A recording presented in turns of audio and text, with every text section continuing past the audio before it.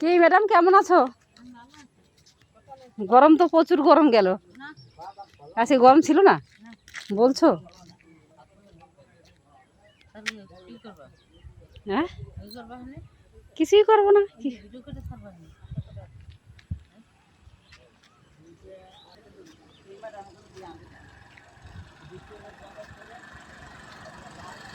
শুভ বিকাল আমার প্রিয় বন্ধুরা, সবাই কেমন আছো? আশা করি ভালো আছো। সবাই ভালো থাকবে, সুস্থ থাকবে।